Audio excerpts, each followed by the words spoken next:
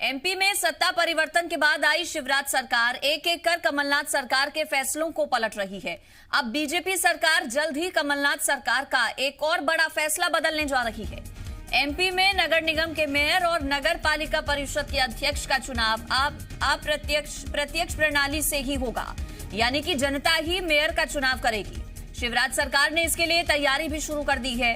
Monsoon सत्र में इस संबंध में संशोधन विधेयक लाया जाएगा। पिछली कमलनाथ सरकार ने महापौर और नगर पालिका अध्यक्ष का चुनाव अप्रत्यक्ष प्रणाली से कराने का फैसला किया था, लेकिन अब इस फैसले को पलटने की तैयारी शिवराज सरकार कर रही है।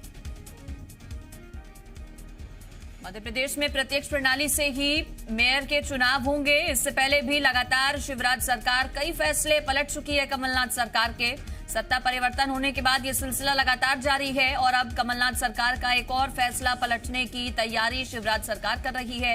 प्रत्यक्ष प्रणाली से मेयर का चुनाव होगा। आने वाले मॉनसून सत्र में इसको लेकर संशोधन विधेयक लाया जा सकता है। विवेक इस पर हमारे साथ बने हैं, हमारे संवाददाता।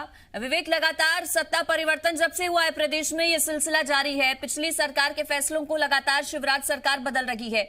अब एक और फैसला जिसको बदलने की तैयारी।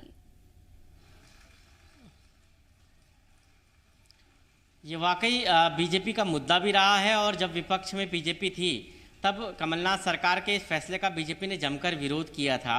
16 नगर निगम और उतनी ही नगर पालिका नगर पंचायत के जो अध्यक्ष हैं उनके निर्वाचन को लेकर कमलनाथ सरकार ने बड़ा फैसला लिया था और इसमें जनता के द्वारा सीधे चुनाव न होकर पार्षदों के जरिए अध्यक्ष और महापौर के चुनाव की प्रक्रिया को जो है कमलनाथ सरकार ने हरी झंडी दी थी।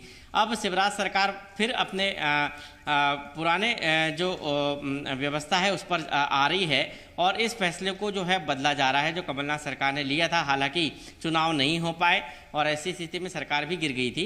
अब सरकार जो वर्तमान सरकार है अपनी पुरानी व्यवस्था को लेकर आ रही है और इसलिए संशोधन विधेयक भी आने वाले मानसून सत्र में लेकर सरकार आएगी, क्योंकि आने वाले समय में नगरीय निकाय में चुनाव होना है।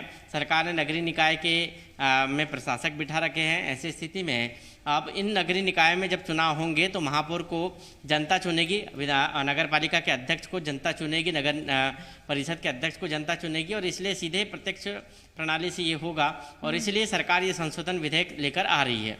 ठीक, शुक्रिया।